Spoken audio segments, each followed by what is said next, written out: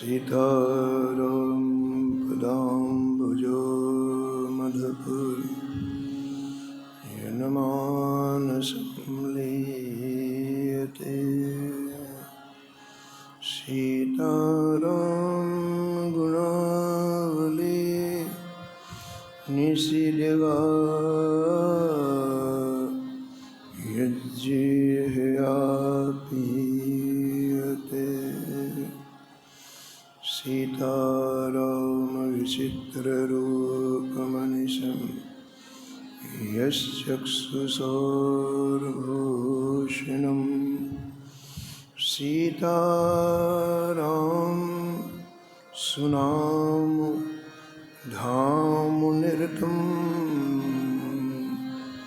तं सद्गुरुं संभजे।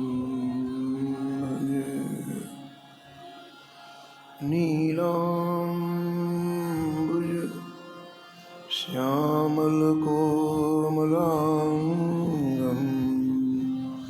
सीतासमारोपितवामभागं पाणौ महासायकचारुचापं नमामि रामं रघुवंशनाथं।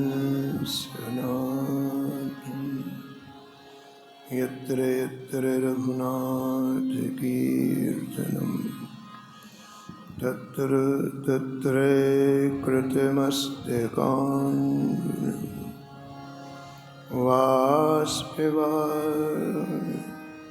परिपूर्णलोचनं मारुतिं नमत राक्षसान्तकं।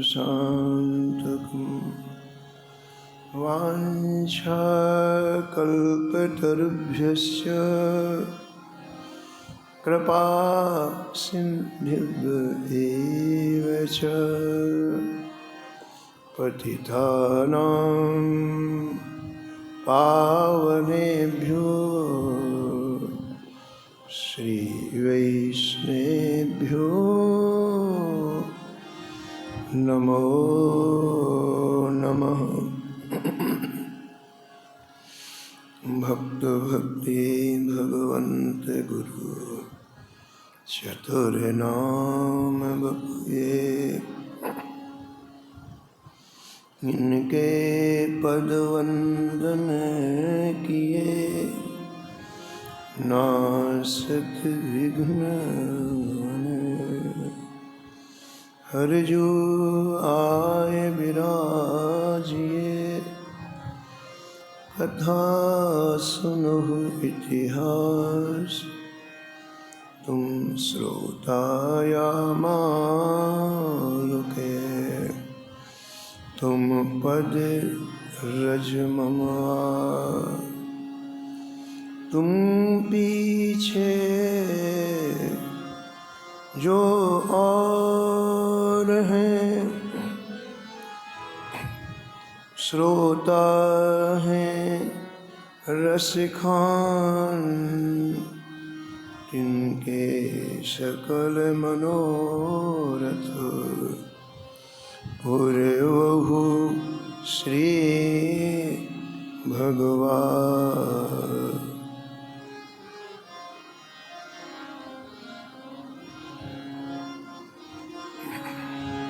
राधे राधे गोविंद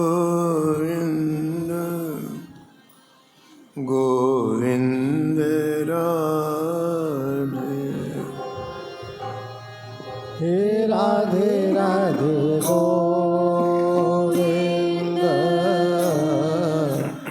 गोविंद राधे। राधे राधे गोविंद गोविंद राधे। राधे राधे गोविंद गोविंद राधे।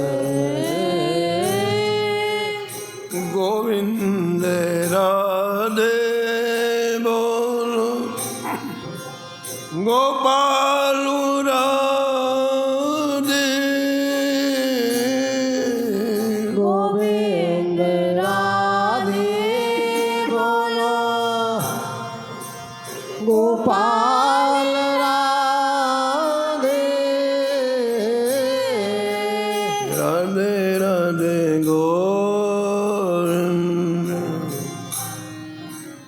गोविंद राधे राधे राधे गोविंद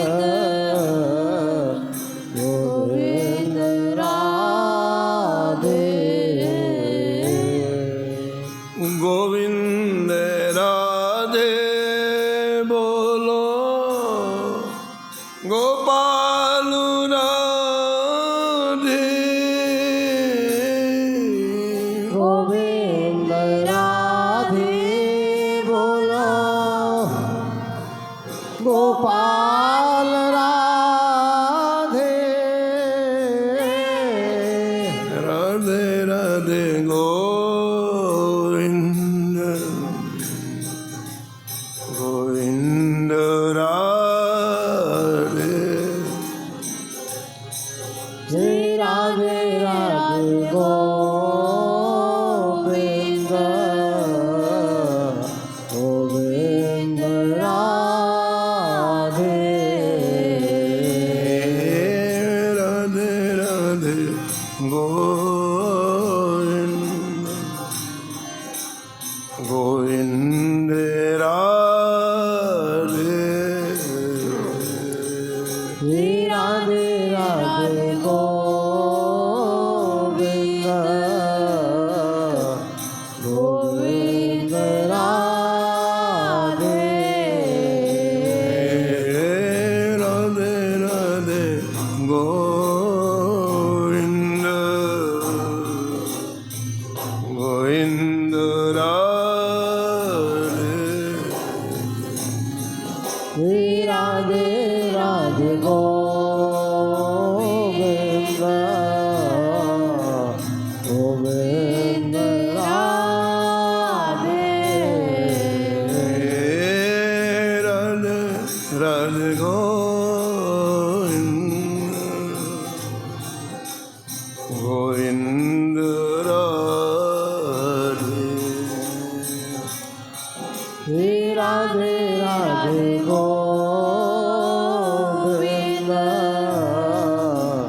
गोविंद राधे श्री जानकी वल्लभ लाल की श्री मंगल मूर्ति हनुमान जी महाराज की सपरिकर श्री भक्तमाल जी की सब संत भगवान की श्री स्वामी अग्रदास जी महाराज की श्री नाभाजी महाराज की श्री प्रियादास जी महाराज की श्री वृंदावन धाम की श्री बांके बिहारी लाल की श्री राधा वल्लभ लाल की श्री गिरिराज जी महाराज की जय श्री यमुने महारानी की जय श्री राम नाम महाराज की श्री महाराज की जय जय जय श्री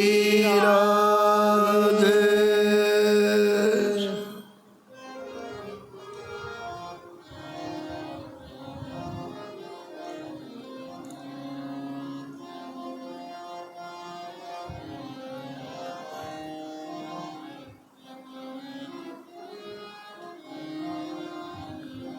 मदन मोहन सूरदास की मदन मोहन सूरदास की नाम श्रृंखला जुरी अटल नाम श्रृंखला जुरी अटल गान काव्य गुण रास सुहृदय सहचर अवतारी गान काव्य गुण रास सुहृद सहचरी अवतारी। राधा कृष्ण उपास रहस्य सुख के अधिकारी। राधा कृष्ण उपास्य रहस्य सुख के अधिकार। नौरस मुख श्रृंगार विविध भांतिन कर गायो। नवरस मुख श्रृंगार विविध भांतिन कर गायो। बदन उच्चरित बेर सहस पायन हुए धायो। बदन उच्चरित बेर सहस पायन विधायो। अंगीकार की अवधि है, अंगीकार की अवधि है। यो आख्या भ्राता जमलो। जो आख्या भ्राता मदन मोहन सूरदास की। मदन मोहन सूरदास। नाम श्रृंखला जुड़ी अटल। नाम श्रृंखला जुड़ी अटल। व्रत स्मरणी परम वंदनीय श्री भक्तमाल के रचयिता श्री नवह गोस्वामी जी इस चप्पे में परम रसिक परम भागवत श्री सूरदास मदन मोहन जी का स्मरण किया है और निष्कर्ष के रूप में कहते हैं कि श्री मदन मोहन सूरदास जी ने संपूर्ण जीवन श्री ठाकुर जी की रसमयी लीलाओं का दान किया है। मानव जीवन का सबसे बड़ा लाभ यही है, व्यक्ति की जिह्वा निरंतर श्री ठाकुर जी का गुणगान करे। राम ही सुमरिय गाइए राम ही, संतत सुनिए राम गुण ग्राम। कोई नहीं हो, एकांत में हो तो भगवान की लीलाओं का गान करें, भगवान के नाम का संकीर्तन करें। और 10-20 प्रेमी मिल जाए तो भगवान के नाम का संकीर्तन श्रवण करें। संतत सुनिए राम गुण ग्रामे, भगवान की कथाएं निरंतर श्रवण करें, भक्तों की कथाएं निरंतर श्रवण करें। शब्द के अंदर रूप होता है, जो शब्द आप सुनते हैं उससे रूप प्रकट हो जाता है। आप निरंतर श्री राम जी का शब्द सुनेंगे, नाम सुनेंगे ना, एक दिन उसी नाम से रूप प्रकट हो जाएगा राम जी। आप निरंतर श्री कृष्ण जी का नाम सुनेंगे ना, उस नाम से रूप प्रकट, ये नियम है। शब्द के अंदर रूप रहता है, जैसे बीज के अंदर वृक्ष रहता है। बीज कितना छोटा सा होता है लेकिन उसके ऊपर उसके अंदर बहुत बड़ा वृक्ष है। बरगद का बीज बिल्कुल छोटा होता है, डाल दो आप कितना विशाल वृक्ष बन जाता है, बड़े बड़े हाथी बांध दो उसमें। ऐसे शब्द के अंदर रूप होता है। इसलिए हमारे वैष्णव आचार्य कहते हैं, इन कानों से निरंतर भगवान का नाम सुनो, भगवान की लीलाएं श्रवण करो और जिह्वा से भगवान के नाम का गायन करो, भगवान के गुणानुवाद का गायन करो। श्री सूरदास मदन मोहन जी ने संपूर्ण जीवन यही किया। पूर्व प्रसंग में आप श्रवण कर रहे थे कि श्री सूरदास मदन मोहन जी ने बादशाह के 13 लाख रुपए संत सेवा में लगा दिए।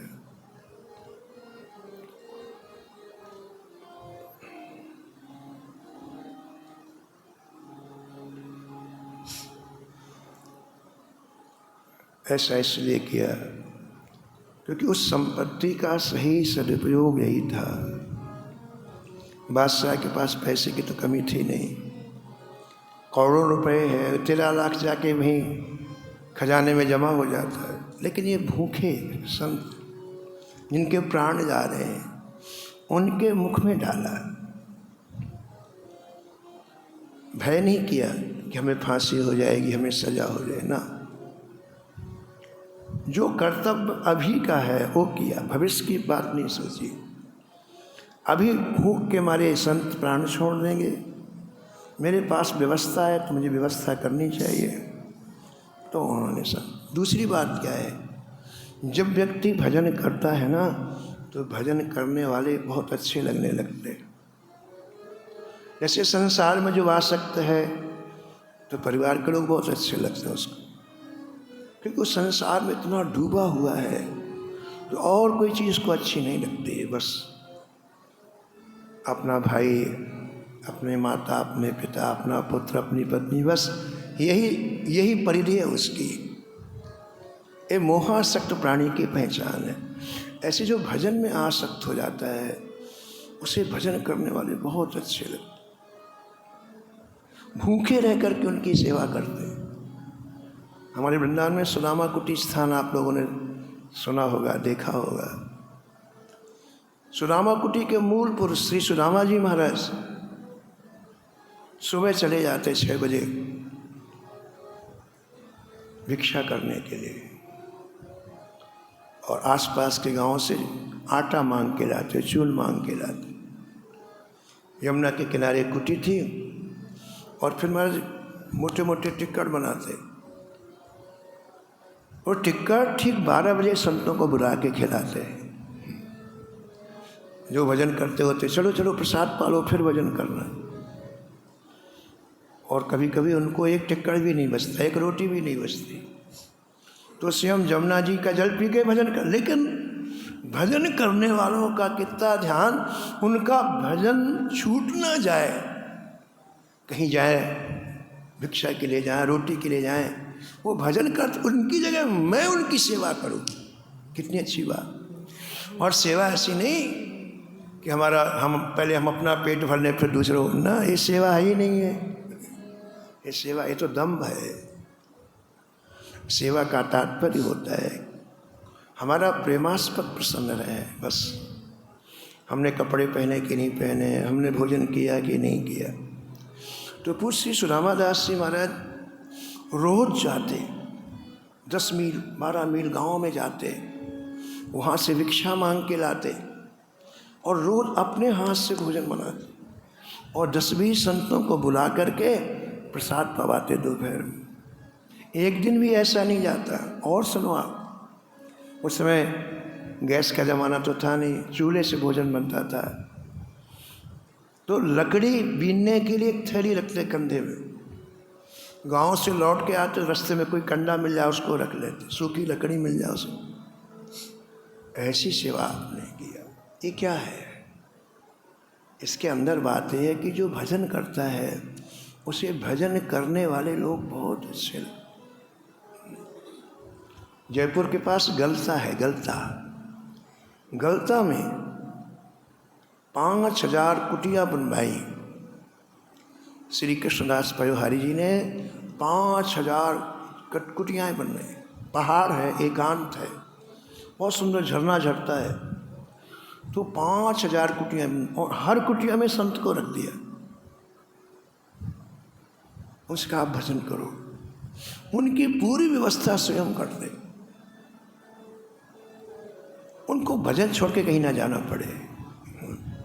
क्या है बताओ, ये लगाव है। जब आप भजन करेंगे ना, आपको भजन करने वाले लोग बहुत अच्छे लगते हैं, और जब आप भजन नहीं करते ना तो संसार के लोग बहुत अच्छे लगते हैं। माई बाप लगते हैं, बस ये नहीं रहेंगे तो हमारा जीवन नहीं चलेगा। उल्टी बात, भ्रम है। तो श्री सूरदास मदन मोहन जी ने जो बादशाह की संपत्ति थी, बिना भय के पूरी की पूरी संतों में लगा।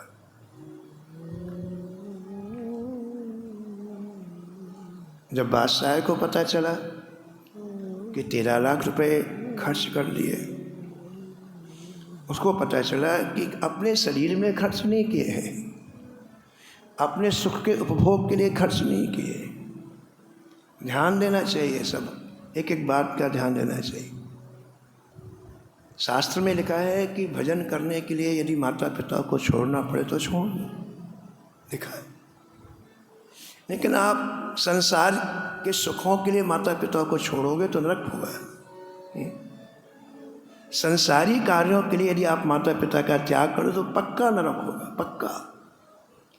लेकिन यदि आपकी भजन करने की इच्छा जागृत हुई है, सर्वं त्यक्त्वा हरिं भजेत, तो सही अर्थ लेना चाहिए, हर चीज़ का अर्थ सही लेना चाहिए। आप सरकारी धन का या किसी के धन का उपयोग शरीर में करोगे, अपने सुखों के लिए करोगे, तो बहुत ज़्यादा आपको कष्ट मिलेगा, नरक की यातना है। लेकिन श्री सूरदास मदन मोहन जी ने ये धन अपने शरीर को स्पर्श नहीं कराया, भजनानंदी संतों के लिए खर्च किया। ये उपासना बन गई, ये आराधना बन। श्री रैदास जी का चरित्र आप आगे सुनेंगे कि रैदास जी जब छोटे थे, उनके घर में बहुत संपत्ति थी। यद्यपि रैदास जी शर्मकाल जाति में उत्पन्न हुए, लेकिन उनके पिता लेन देन का काम करते थे, संपत्ति बहुत थी, और अकेले बेटे थे रैदास जी, अकेले बेटे। रैदास जी का बचपन से स्वभाव था, प्रातःकाल घर से निकल जाते, काशी की बात, और गंगा के तट पर बैठ गया, गंगा की लहरों को देखते, गंगा की धारा को देखते और विचार करते, ये मानव जीवन मुझे क्यों मिला है, इसका लक्ष्य क्या है, इसका उद्देश्य क्या है, ऐसा विचार।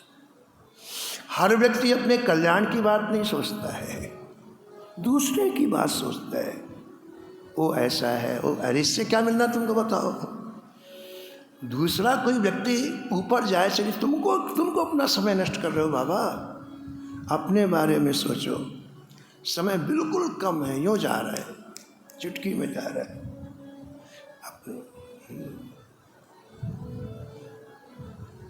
नारायण तू बैठ के, नारायण तू बैठ के, अपनो भवन बुहार, अपनो भवन बुहार। श्री नारायण दास जी कहते हो, ये तुम अपने घर में झाड़ू लगाओ, दूसरे के बारे में क्यों बात करते हो, ऐसा है वैसा है। और जो कचरा पड़ा है झाड़ू से निकालो उसको। काल चिड़ैया चुन रही, काल चिड़ैया चुन रही, निस दिन आयु खेत,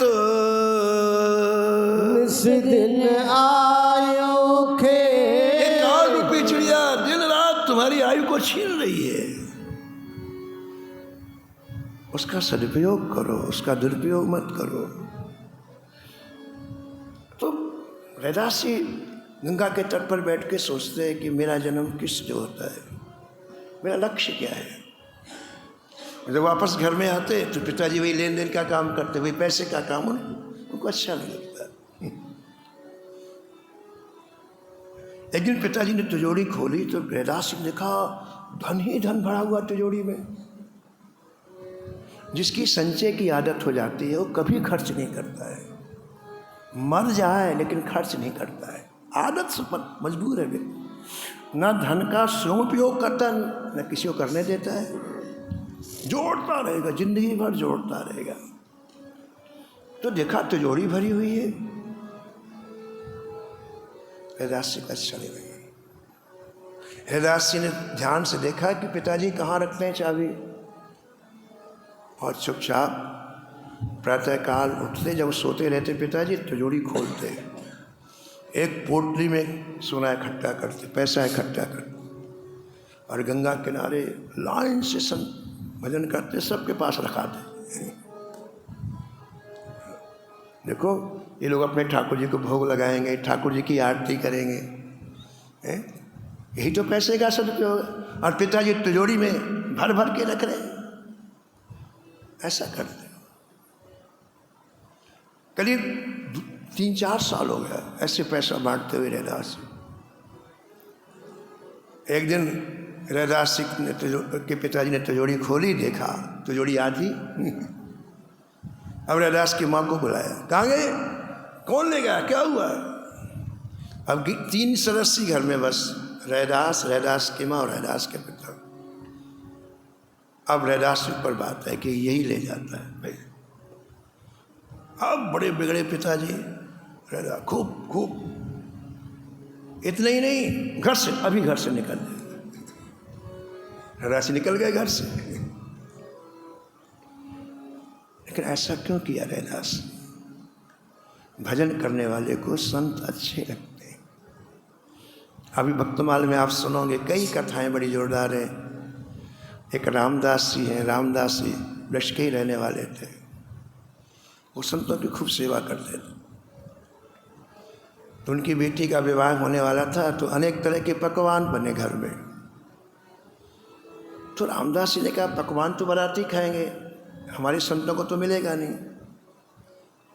तो सुबह सुबह यमुना किनारे गए, 100 संतों को बुला रहे, बोले चलो चलो चलो, बहुत अच्छी अच्छी चीज़ें बनी हमारे यहाँ।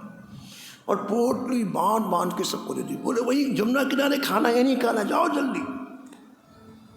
अब आए, बारात आ गई, कुछ नहीं, सब बांट दिया। अब रामदास जी सब शिकायत कर रहे हैं, अब थोड़ी बन पाएगा इतनी जल्दी, सबका सब सामान तुमने बांट दिया। रामदास जी ने कहा भैया तुम्हें विश्वास नहीं है, संत का खाया हुआ कहीं जाता नहीं है, 1000 गुना मिलता है। जाओ कोठरी खोल के देखो। देखा तो लबालब भरा हुआ था सब सामान। लेकिन यहाँ कहने का तात्पर्य है, प्रियता जहाँ होती है सेवा करने की इच्छा वहीं होती है। जो मोही व्यक्ति होता है, संसारी व्यक्ति होता है, वो कहीं जाएगा तो संसार के लिए सोचता है, ये ले चलें, इसके लिए ये ले चलें, इसके लिए चलें, उसका मोह है। और भक्त कहीं जाएगा तो भगवान के लिए ले चलें, ठाकुर जी के। कितना अंतर है। वही मार्केट है, वही पैसा है, लेकिन लक्ष्य अलग अलग है। चोखा मेला का चरित्र आता है कि चोखा मेला बाजार गए, इतने सुंदर केले, ओहो कभी जीवन में देखे नहीं तुमने, इतने बड़े बड़े केले, इतने सुंदर। चोखा मेला तो सब्जी लेने के लिए गए थे, मजदूरी करते थे, ईंट की जुड़ाई का काम करते थे। सुबह सुबह भोजन बना के ले जाते, मजदूरी करते, दोपहर में वहीं भोजन करते, फिर रात्रि में वापस आते चोखा मेला। अब देखो, इतने सुंदर केला देखा तो चोखा मेला के मन में आया, आज मैं नमक रोटी खा लूँगा, ये केले ठाकुर जी खाएंगे तो कितना सुख मिलेगा। 4 आने पैसे थे उनके पास, 4 आने में केला ले लिया। सस्ता जमाना था हमारा, 4 दर्जन केले मिल गए। और ऐसी साफी में बांध करके, पंढरपुर की बात है, सीधे विट्ठल भगवान के मंदिर में गए। पुजारी से कहा पुजारी जी आज ठाकुर जी को एक केले अर्पण कर दीजिए। पुजारी जी ने केले लिए और ठाकुर जी के पास रखा। इतने मुझे ध्यान आया, रे चोखा मेला तो जाति का चमार है, इसकी कैसे हिम्मत पड़ी यहाँ केले लाने की। ओ महाराज, आग बबूला हो गए पुजारी जी, और गुस्से के मारे केले उठाया और चोखा मेले के सिर पर मारा। चोखा मेला बेचारा रोता हुआ मंदिर से बाहर आया। इस तरह हाथ किए हुए था, 2-3 केले ऐसे हाथ में आ गए, रोता हुआ बाहर आया। आज काम में नहीं गया, आज का मन नहीं लगा। अपने घर में जाके, छोटा सा घर था, दरवाज़ा उड़का करके खूब रोया, खूब रोया। रोते रोते क्या कहे, जय जय, यदि आपको मेरे हाथ का नहीं खाना था तो आपने मुझे भाव क्यों दिया कि तू केले ले चल, और यदि आपने भाव दिया तो फिर खाया क्यों नहीं। ऐसा कहकर खूब आधी रात में भगवान ने दरवाज़ा खोला, विट्ठल भगवान ने मंदिर से पैदल चोखा मेला के घर में गए। चोखा मेला को नींद आई नहीं, बड़ा कष्ट था कि भगवान ने पाया नहीं केले। चोखा मेला जमीन में पड़े हुए बिलख रहे थे। ठाकुर जी ने चोखा मेले का हाथ पकड़ के उठाया। चोखा मुझे भूख लगी है, मुझे खिलाएगा नहीं कुछ? मेरे हाथ से आप खाओगे।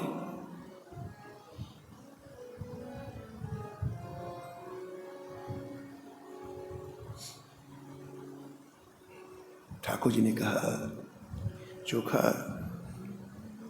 मैं प्रेमियों के हाथ से ही खाता हूं, और प्रेमी की कोई जात पात नहीं होती है। हरि को भजे सो हरि का होई, हरि को भजे सो हरि का होई, जाति पाति पूछे नहीं कोई, जात पात पूछे नहीं कोई। ए सब राम भगत के बाधको, ये सब राम भगत के बाधक, कहाँ ही संत तो पद अवराधको, संत सब पद अवराधक। भगवान ने जो केले 2-3 हाथ में आ गए थे चोखा मिला के पास, चोखा मिला के हाथ से लेकर वो केले खाए।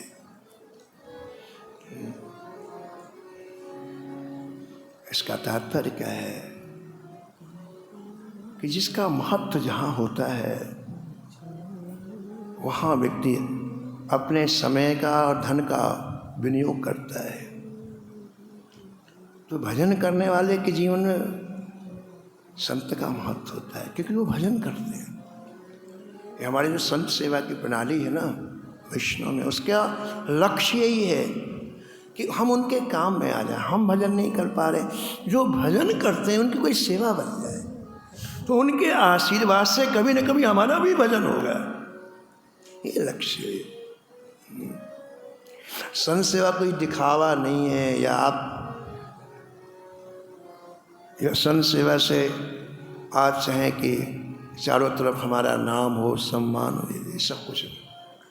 उसका जो मूल यही है कि ये लोग भजन करते हैं तो इनकी सेवा बन जाएगी, तो कभी ना कभी हमारा भी भजन होने लगेगा। ये उसका लक्ष्य। तो आइए मूल बात पर, श्री मदन मोहन सूरदास जी ने पूरा धन संत सेवा में लगा दिया, और बादशाह को पता चला तो बादशाह नाराज नहीं हुआ, खुश हुआ। इसलिए अपने शरीर में नहीं लगाया, अपने परिवार में नहीं लगाया, भूखे संतों की सेवा में लगाया। तो तुरंत लोगों को भेजा, पता लगाओ कहाँ है। लोगों ने कहा माजू तो वृंदावन चले गए। बोले वृंदावन जाओ और उनसे कहो कि वापस अपने पद पर काम करें, मैं बहुत खुश हूँ उनसे। इधर क्या हुआ, सूरदास मदन मोहन श्री राम वृंदावन आए, और वृंदावन तो वृंदावन है महाराज। यहाँ के रसिकों का संग, रसिकों का दर्शन, श्री यमुना जी का दर्शन, यहाँ की पावन रस का स्पर्श होते ही एक बार व्यक्ति सब कुछ भूल जाता है। उसे उसका आवेश आता है। जैसे व्यक्ति काम का रंग चढ़ता है, क्रोध का चढ़ता है, लोभ का, ऐसे वृंदावन आने वाले को वृंदावन का रंग चढ़ता है। लगे जो पे वृंदावन को रंग, लगे जो पे वृंदावन को रंग, लगे जो पे वृंदावन को रंग, लगे जो पे वृंदावन को रंग, नैनन नीर फुहारे छूटत, नैनन नीर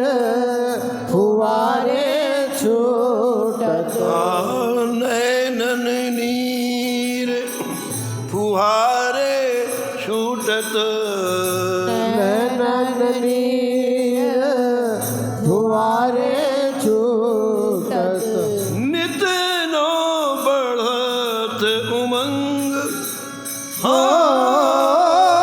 नित नव बढ़त उमंग लगे जो पे वृंदावन को रंग लगे जो पे वृंदावन को रंग लगे जो पे वृंदावन को रंग लगे जो पे वृंदावन को रंग हा राधे राधे कहते रतु हा राधे राधे करते रव मानो खायो भंगो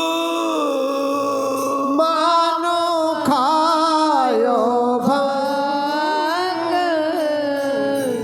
वृंदावन को रंग लगे लगे जो जो पे वृंदावन को रंग लगे जो पे वृंदावन को रंग लगे जो पे वृंदावन को रंग श्री सूरदास मदन मोहन जी श्री राम वृंदावन में आते यहाँ के रंग में रंग गए। बादशाह के सिपाही बुलाने के लिए आए, बोले भैया अब हमने इस शरीर को वृंदावन में डाल दिया है, न किसी से मिलने की इच्छा होती, न किसी से बात करने की इच्छा होती, इस रस को हम छोड़ नहीं पाएंगे। अब सिपाही लोग वापस गए, बादशाह को बताया, बादशाह कुछ नहीं बोला, चुपचाप रहा। राज दरबार से अपने कक्ष में बादशाह का, लेकिन मंत्री बड़ा दुष्ट था। बादशाह का जो कोषाध्यक्ष था, जो कोष का मंत्री था, वो बहुत दुष्ट था। उसने उन सिपाहियों से कहा नहीं नहीं, उसने हमारे सरकारी धन का दुरुपयोग किया है, जबरदस्ती पकड़ करके लाओ, उसको सजा दी जाएगी। और सिपाही तो आज्ञा का पालन करने वाले हैं। फिर गए महाराज 150 लोग और बोले आपको चलना पड़ेगा, मंत्री की आज्ञा, आपको चलना पड़ेगा। तो जबरदस्ती सूरदास मदन मोहन जी को सीधा वृंदावन से ले गए। और आश्चर्य की बात कि न तो बादशाह से मिलने दिया इनको और मंत्री से हम नहीं मिला। बोले मैं, इसने सरकारी खजाने का दुरुपयोग किया, मैं इसका मुख नहीं देखना चाहता। जो सबसे क्रूर जेलर है, मुसलमान जेलर था, दस्तम खां नाम था उसका, बोले उसकी जेल में रखो और उससे कहो इसको खूब यातना दे, सुबह शाम कष्ट दे। दस्तम खां की जेल में डाल दिया गया। अब देखो कहाँ वो वृंदावन के रस में डूबे थे, कहाँ यहाँ आ गए, नरक में आ गए। संत को बाहरी सुविधाओं से मतलब नहीं है, लेकिन संत को पीड़ा तब होती है जब उसका भजन नहीं होता है। उसके सुख का केंद्र भजन है। बाहरी अभाव से प्रतीत नहीं होते कि सोने को नहीं है, खाने को नहीं है, रहने को नहीं है। अकबर बादशाह ने तुलसीदास जी को जेल में बंद कर दिया, उन्हें कोई दिक्कत नहीं, जैसे एकांत में रहते वहाँ पड़े। लेकिन ठाकुर जी की सेवा नहीं हो रही। सेवा तो अपनी कुटिया में होगी ना, ठाकुर जी की सेवा नहीं हो रही। तो उन्हें दुख लगा, और दुख लगा तो हनुमान जी को बुलाया। हनुमान जी आगे, बोले क्या बात? बोले आपके रहते हुए हम ठाकुर जी की सेवा नहीं कर पा रहे हैं। बोले अभी इंतजाम करता हूँ। ऐसी पिटाई लगाई बादशाह के, महाराज सब भाग गए किला छोड़ के। और गोस्वामी तुलसीदास जी वापस कुटिया में जाके भजन कर। ऐसे ही श्री सूरदास मदन मोहन जी को जेल में डाल दिया गया। एक दिन एक व्यक्ति आया उनके पास तो उन्होंने कहा, भाई हमारा एक काम कर दोगे? ये 2 लाइन हमने लिखी है अकबर के लिए, बादशाह के लिए, आप उसको दे देना। उन्हें एक आदमी था, झाड़ू बुहारी लगाने वाले होते ना, वही था। तो वहाँ भी लगाता था, राज दरबार में। तो धीरे से वो कागज़ दिया, बोले सूरदास मदन मोहन जी ने कागज़ दिया है। बादशाह ने कागज़ खोल करके पढ़ा, इसमें क्या लिखा है? पियादासी लिखते हैं, दोहा लिख दीनो अकबर देख रीझ लीनो, दोहा लिख दीनो अकबर देख रीझ लीनो, जाहो आई ठोर टोपे द्रव्य सब वारो है, जाओ आई ठोर तो द्रव्य सब वारो है, द्रव्य सब वारो है, द्रव्य सब वारो है, द्रव्य सब वारो है, द्रव्य सब वारो है। संत के भाव बड़े मधुर होते हैं। इन 2 लाइनों में क्या लिखा था सूरदास मदन जी ने कि आपने हमें एक ऐसे जेलर के सानिध्य समीप में रखा है जिसका नाम दस्तम है। तम माने होता अंधेरा, एक ही अंधेरे से व्यक्ति परेशान है, और ये तो 10 दिशाओं से इसका हृदय अंधकार से भरा हुआ है। लेकिन हमको तो ये पता चला है कि तुम्हारी बादशाहत सूर्य के समान है। तो सूर्य के समान तुम्हारी बादशाहत है, तो सूर्य के सामने अंधेरा कहाँ टिकता है?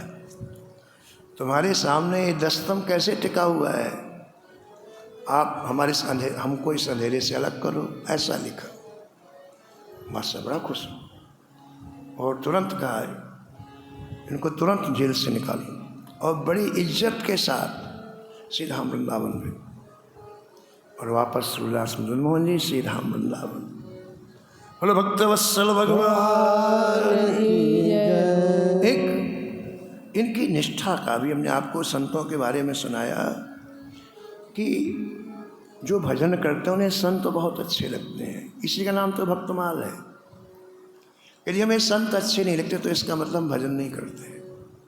हमको कथा अच्छी नहीं लगती, इसका मतलब हम भजन नहीं।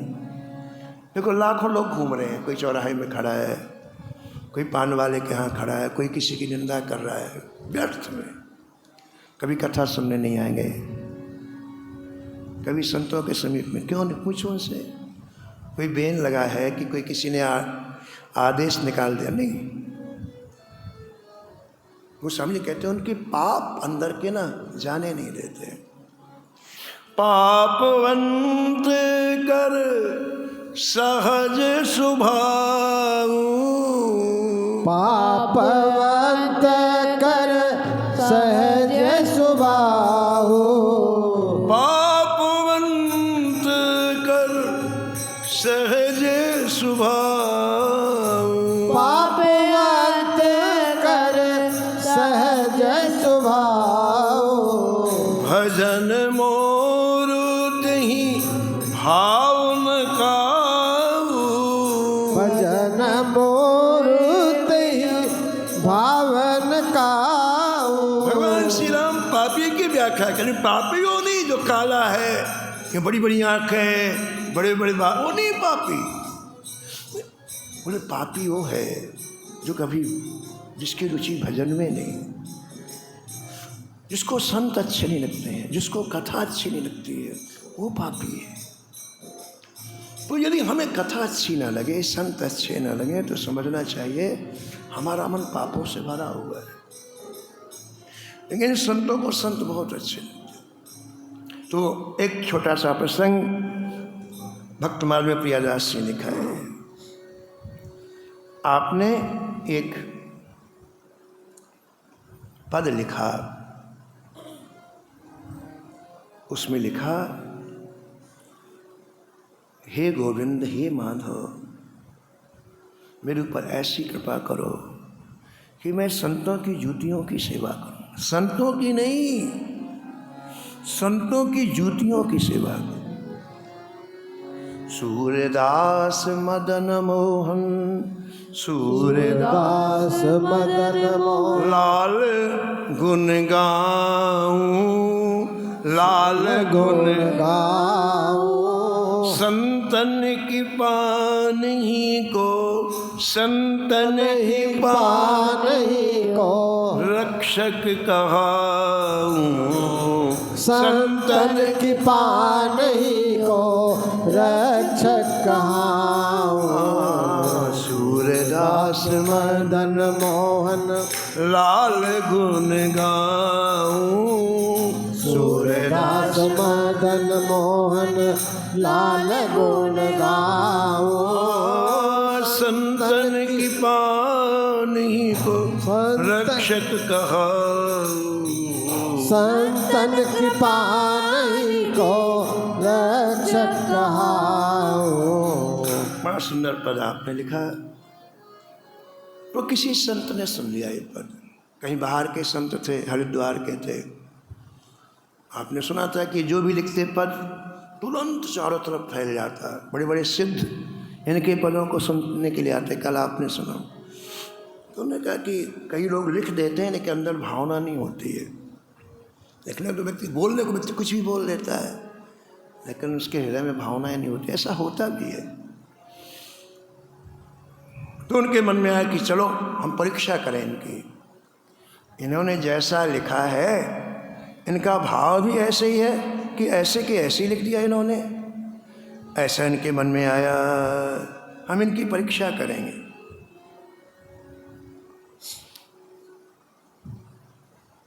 तो आप आए, श्री राम वृंदावन आए परीक्षा करने के लिए।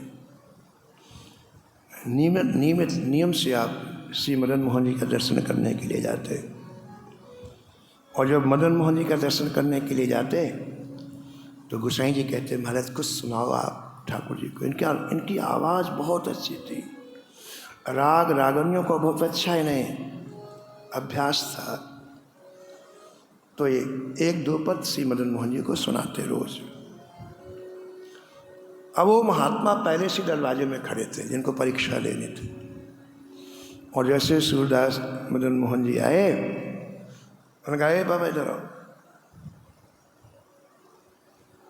ये हमारी जूतियाँ हैं, हमको दर्शन करने के लिए जाना है, इनकी देखभाल करना।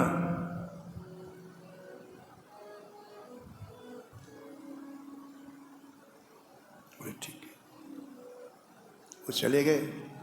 उनकी जूतियों को सूरदास मदन मोहन ने अपनी गोदी में लिया और अपने उत्तरी से उनको इस तरह से उनकी धूल निकालने लग गए जैसे किसी को बहुत बड़ा सौभाग्य मिल गया हो।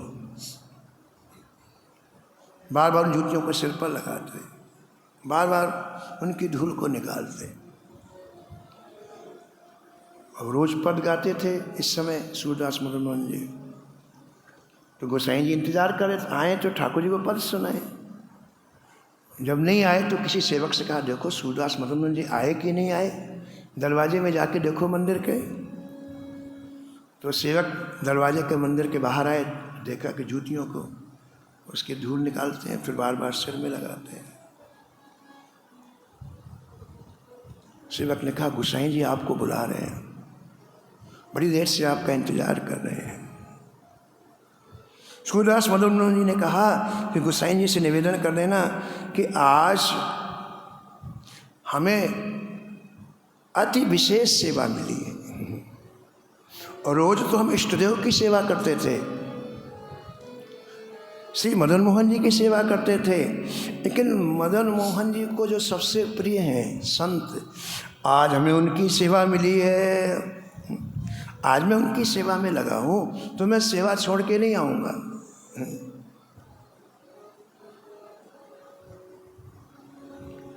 श्री राम जी के प्रेमी निषाद राज जी की उपासना ठाकुर जी की जूतियों की थी। वो पूरे जीवन जूतियों की ही सेवा की। वो भगवान का चित्रपट नहीं रखते थे, जूतियों की सेवा। मोरे शरण राम की पनही, मोरे शरण राम की पनही, राम सुस्वामी दोष सब जनही, राम सुस्वामी दोष सब जनही। इतने बड़े प्रेमी निषाद राज्य हुए कि राम के वियोग में 14 वर्ष तक रोते ही रहे, अपने कक्ष से बाहर नहीं निकले, परिवार के किसी सदस्य से नहीं मिले, किसी भाई बंधु से नहीं मिले। जिस संसार में राम नहीं है, मैं अब और किसी को देखना नहीं चाहता। अन्न छोड़ दिया, जल छोड़ दिया, इतना रोए कि शरीर में जितना जल तत्व था सब बाहर निकल गया। फिर भी रोना बंद नहीं किया तो आंखों से रक्त आने लगा, आंखें फूट गई, लेकिन रोना बंद नहीं किया। हा रघुनंदन प्राण पीड़िते, हा रघुनंदन प्राण प्रीते, तुम बिन जियत बहुत दिन बीते, तुम बिन जियत बहुत दिन बीते। और आपको पता होना चाहिए कि हमारी एक क्षण की खबर ठाकुर जी को है। भगवान श्री राम जो वापस आए 14 वर्ष के बाद, तो सबसे पहले निषाद राज के पास गए, हृदय से लगा। तो इनकी उपासना क्या थी? श्री ठाकुर जी की पनैयों की सेवा करनी। श्री भरत जी की उपासना क्या थी? वो चरण पादुकाओं की सेवा करनी।